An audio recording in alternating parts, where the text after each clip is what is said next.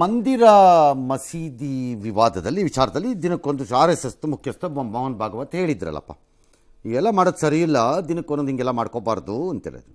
ಅದಕ್ಕೆ ಅಖಿಲ ಭಾರತೀಯ ಸಂತ ಸಮಿತಿ ಈಗ ಆಕ್ರೋಶ ಹೊರಹಾಕಿದೆ. ಅವ್ರು ಹೇಳೋದು ಹಿಂದೂಗಳ ಧಾರ್ಮಿಕ ನಂಬಿಕೆ ವಿಚಾರದಲ್ಲಿ ನಿರ್ಣಯ ಕಳ್ಕೋಬೇಕಾಗಿರೋದು ಧಾರ್ಮಿಕ ಮುಖಂಡರು, ಸಾಂಸ್ಕೃತಿಕ ಸಂಘಟನೆ ಅಂತ ಕರ್ಕೊಳ್ಳೋ RSS ಅಲ್ಲ. ಅದನ್ನು ನಾವು ತೀರ್ಮಾನ ಮಾಡ್ಕೋತೀವಿ, ಸಂಘ ಪರಿವಾರ ಅಲ್ಲ, ಅದನ್ನು ಒಪ್ಪಬೇಕಷ್ಟೇ ನೀವು ಬೇಕಿದ್ದರೆ ಅಂತ ಅವರು. ಸರಿ, ಯಾರು ಜ್ಯೋತಿರ್ಮಠದ ಶಂಕರಾಚಾರ್ಯ ಯಾರು ಅದನ್ನೆಲ್ಲ ಹೇಳಿದ್ದಾರೆ. ಅವ್ರಿಗೆ ಅಧಿಕಾರ ಬೇಕಿದ್ದಾಗ ದೇಗಲ ಬಗ್ಗೆ ಮಾತಾಡ್ತಾರೆ, ಈಗ ಇಲ್ಲ ಅಂತಂದ್ರೆ ಅರ್ಥ ಏನ್ರಿ ಅಂತಾರೆ. ಕರೆಕ್ಟ್ ಅಲ್ಲ ಅವ್ರು ಕೇಳೋದು. ನೀವು ಬೇಕಾದಾಗ ಬುರ್ಡ ಬಿಡ್ತೀವಿ, ಬೇಡದಿದ್ದಾಗ ಏನೇನು RSS ಏನು ಫೈನಲ್ ಜಡ್ಜ ಈ ದೇಶದಲ್ಲಿ? ನೀವು ಹೇಳಿದ ತಕ್ಷಣ ಡ್ಯಾನ್ಸ್ ಮಾಡಬೇಕು, ನೀವು ಹಿಂಗೆ ಸ್ವಿಚ್ ಆಫ್ ಮಾಡಿದ ತಕ್ಷಣ ಬೊಂಬೆ ಥರ ನಿಂತ್ಕೋಬೇಕು ಅನ್ನೋಕ್ಕೆ?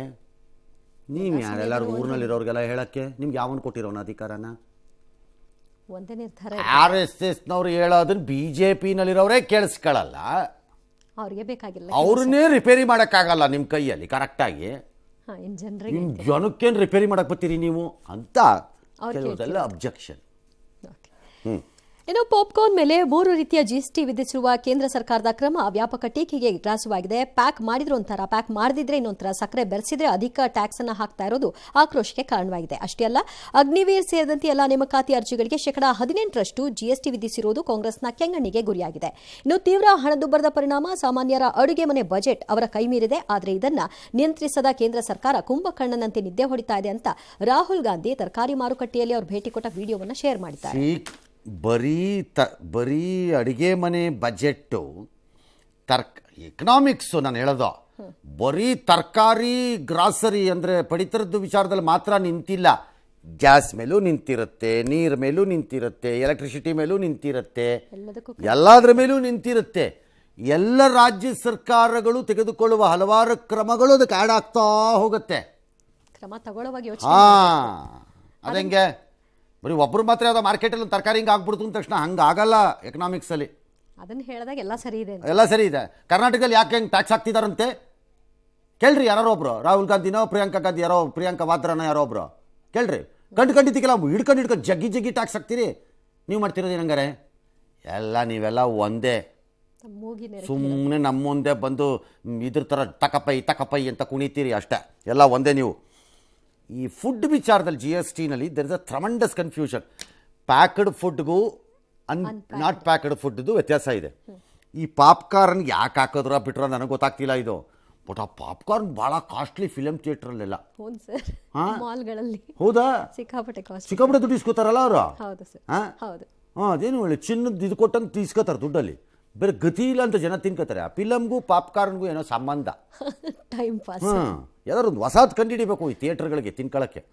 3 ಹೊತ್ತು ಅದೇ, ಬೇರೆ ಏನು ತಗೊಂಡ್ರೂ ಜಾಸ್ತಿ. ಬೇರೆ ಟೈಮಲ್ಲಿ ನಮ್ಮಲ್ಲೇನು ಪಾಪ್ಕಾರ್ನ್ ಭಾಳ ಜನ ತಿನ್ನಲ್ಲ. ಆ ಥಿಯೇಟ್ರಿಗೆ ಹೋದಾಗಲೇ ಅದೇನೋ ಎಳ್ಕೊಳತ್ತೆ, ಅದು ಕರೆದು ಅದಕ್ಕೆ ಹೋಗಿ ಹಾಕಿದ್ದಾರೆ. ಅದಕ್ಕೆ ಯಾಕೆ ಹಾಕಿದ್ರು 18% ಯಾವನು ಗೊತ್ತು. ಈ ಅರ್ಜಿಗಳದ್ದು ದುಡ್ಡಿನ ವಿಚಾರದಲ್ಲಿ ಎಲ್ಲ ಅರ್ಜಿಗಳು ಎಲ್ಲ ರಾಜ್ಯಗಳಲ್ಲೂ ದೇಶಗಳಲ್ಲೂ ಅಥವಾ ದೇಶ ಮಟ್ಟದಲ್ಲಿ ಫ್ರೀ ಇಲ್ಲ. ಅರ್ಜಿಗಳ ದುಡ್ಡಿದೆ, ಇಂತಿಷ್ಟು ಅಂತ ಇರುತ್ತೆ. ಇದೇ ಅರ್ಜಿಗಳ ದುಡ್ಡು. ಈಗ ಅದಕ್ಕೂ ಹೋಗಿ ಟ್ಯಾಕ್ಸ್ ಹಾಕಿದ್ದಾರೆ ಅಂತನಾ? ಸುಮ್ಮನೆ ಈ ಕರ್ನಾಟಕದಲ್ಲಿ ಯಾವ್ಯಾವ ಅರ್ಜಿಗೆ ದುಡ್ಡಿದೆ ಅಂತ ನೋಡೋಣ. ನಾಳೆ ಬೆಳಗ್ಗೆ ಸಿದ್ದರಾಮಯ್ಯವ್ರಿಗೆ ಹೇಳ್ಬಿಟ್ಟು ಎಲ್ಲ ಅರ್ಜಿನೂ ಫ್ರೀ ಮಾಡಿಬಿಟ್ರೆ ಆಯಿತು. ಅವಾಗ ಟ್ಯಾಕ್ಸ್ ಎಲ್ಲ ಹಾಕ್ತಾರೆ, ನಾವು ನೋಡೇ ಬಿಡೋಣ ಅಲ್ವಾ? ವಯನಾಡಲ್ಲಿ ಭೂಕುಸಿತಕ್ಕೆ CM ಪತ್ರ ಬರ್ತಿದ್ರಲ್ಲ, ಸರ್ ನಾವು 100 ಮನೆ ಕಟ್ಸ್ಕೊಡ್ತೀವಿ ತಗೊಳ್ರಿ ಅಂತ. ಅವ್ರೇನು ಉತ್ತರ ಕೊಟ್ಟಿರಲಿಲ್ಲ. ಅವ್ರಿಗೆ ಉತ್ತರನೇ ಕೊಟ್ಟಿಲ್ಲ ಅಂತ 2ನೇ ಕಾಗದ ಬರ್ತಿದ್ದಾರೆ. ಏನರಪ್ಪ, ಇಂಡಿ ಒಕ್ಕೂಟದೊಳಗಡೆ ಇರುವ ಅಂಡರ್ಸ್ಟ್ಯಾಂಡಿಂಗ್ ಫ್ರೆಂಡ್ಸ್ ನಿಮಗೆ ಹಿಂಗೆ ಆಗ್ಬಿಟ್ರೆ ಏನು ಕತೆ? ಈಗ ಬರ್ದಿದಾರಂತೆ ಆ ಕಡೆಯಿಂದ ಫ್ರೆಂಡು, ಈ ಕಡೆಗೆ ಫ್ರೆಂಡಿಗೆ. ಯಾವ ಫ್ರೆಂಡ್ಸು ಅಲ್ಲ, ಹಾವು ಮುಂಗ್ಸಿ ಕೇರಳನಲ್ಲಿ ಕಮ್ಯುನಿಸ್ಟರು ಮತ್ತು ಕಾಂಗ್ರೆಸ್ಸು.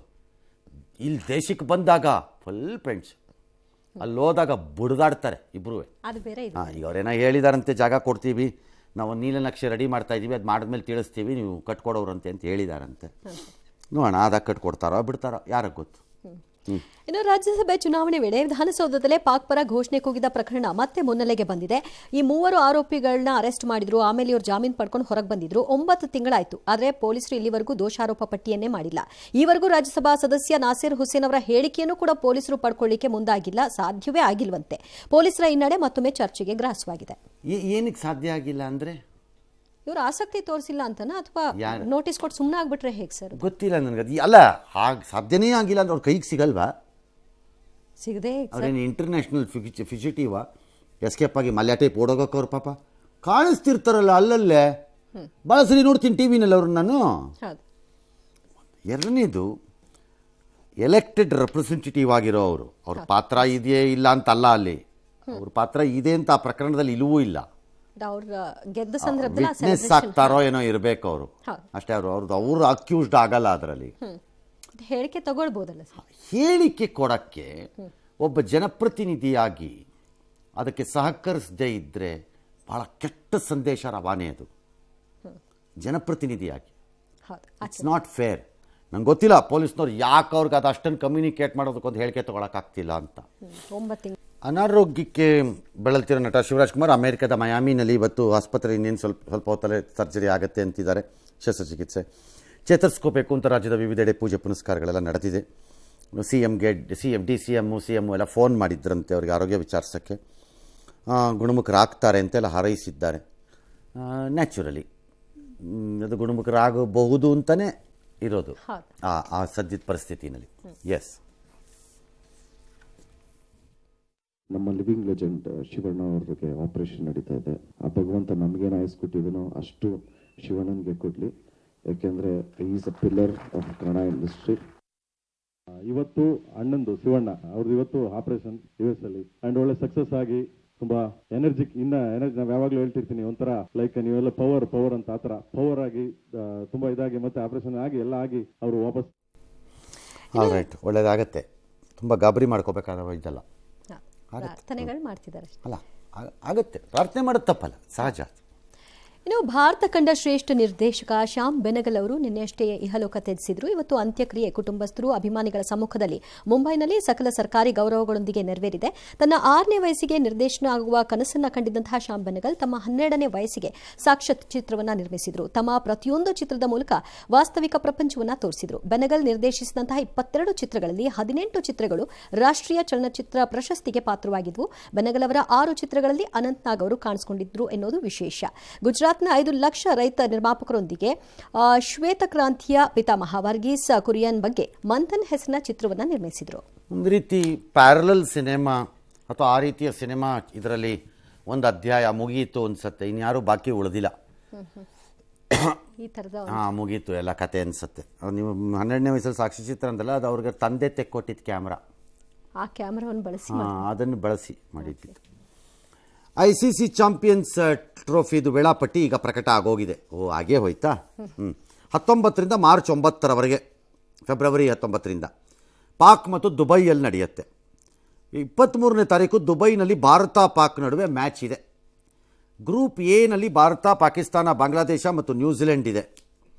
ಗ್ರೂಪ್ ಬಿನಲ್ಲಿ ಆಸ್ಟ್ರೇಲಿಯಾ, ದಕ್ಷಿಣ ಆಫ್ರಿಕಾ, ಇಂಗ್ಲೆಂಡು, ಅಫ್ಘಾನಿಸ್ತಾನ ಇದೆ. ಪಂದ್ಯ ಫೈನಲ್ಲು ಲಾಹೋರಲ್ಲಿ. ಬಟ್ ಆದರೆ ಒಂದೇಳೆ ಏನಾದ್ರು ಭಾರತ ಫೈನಲ್ಗೆ ಬಂದರೆ ಆಗ ಅದು ದುಬೈಗೆ ಹೊಟ್ಟೋಗುತ್ತೆ. ಕಾರಣ ನಾವು ಪಾಕಿಸ್ತಾನಕ್ಕೆ ಆಡಕ್ಕೆ ಹೋಗಲ್ಲ ಅಂತ ನಾವು ಹೇಳ್ಬಿಟ್ಟಿರೋದ್ರಿಂದ. ಸದ್ಯಕ್ಕೆ ಪರಿಸ್ಥಿತಿ ಹಿಂಗಿದೆ. BCCI ಗೆದ್ದಿದೆ.